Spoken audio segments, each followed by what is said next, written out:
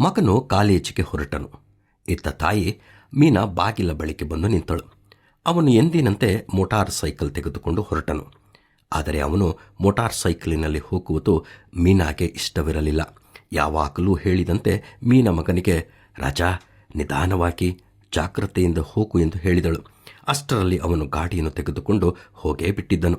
ಅವನಿಗೆ ಎಷ್ಟು ಪ್ರೀತಿಯಿಂದ ಹೇಳಿದರೂ, ಕದರಿಸಿದರೂ, ಹೆದರಿಸಿದರೂ, ಎಷ್ಟು ಬೇಡಿಕೊಂಡರೂ ಅವನು ಕೇಳುತ್ತಲೇ ಇರಲಿಲ್ಲ.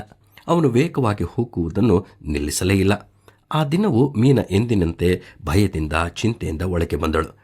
ದಿನ ಕಳೆದಂತೆ ಅವನ ಜೀವನದಲ್ಲಿ ಒಂದು ವ್ಯತ್ಯಾಸ ಕಂಡುಬಂದಿತು. ಅವನು ಬಹಳ ನಿಧಾನವಾಗಿ ವಾಹನವನ್ನು ಚಲಾಯಿಸಲು ತೊಡಗಿದನು.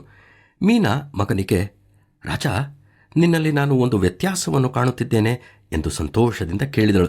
ಅದಕ್ಕೆ ಮಗನು, ಅಮ್ಮ, ಕಳೆದ ದಿನದಲ್ಲಿ ಕಾಲೇಜಿನಲ್ಲಿ ಒಂದು ಕೂಟ ನಡೆದಿತ್ತು ಮತ್ತು ಅದರಲ್ಲಿ ಒಬ್ಬ ಯೌವನಸ್ಥನು ಮಾತನಾಡಿದನು. ಅವನ ಕೈಗಳಿಗೆ ಮತ್ತು ಕಾಲಿಗೆ ಬ್ಯಾಂಡೇಜ್ ಕಟ್ಟಲ್ಪಟ್ಟಿತು.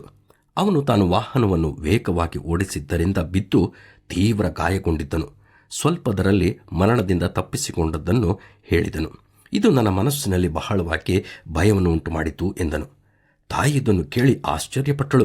ಏಕೆಂದರೆ ಅವನಲ್ಲಿ ಬದಲಾವಣೆಯನ್ನು ತರಲು ಆಕೆ ಎಲ್ಲ ಪ್ರಯತ್ನಗಳು ವಿಫಲವಾಗಿದ್ದವು. ಆದರೆ ಆ ಯೌವನಸ್ಥನು ಅನುಭವಿಸಿದ ನೋವನ್ನು ಕೇಳಿ ಅವನಲ್ಲಿ ಬದಲಾವಣೆ ಉಂಟಾದದಕ್ಕಾಗಿ ದೇವರಿಗೆ ಸ್ತೋತ್ರ ಸಲ್ಲಿಸಿದಳು. ಹೌದು, ತನ್ನನ್ನು ಬಿಟ್ಟು ದೂರ ಹೋದಂತೆ ಜನರಿಗಾಗಿ ದೇವರು ತನ್ನ ಒಪ್ಪನೇ ಮಗನಾದ ಯೇಸುವನ್ನು ಈ ಲೋಕಕ್ಕೆ ಕಳುಹಿಸಿದನು. ಆ ಯೇಸುವನ್ನು ಹಿಂಬಾಲಿಸಿದಾಗ ನೂತನ ಜೀವನ ನಡೆಸಲು ಸಾಧ್ಯವಾಗುತ್ತದೆ. ನಾವು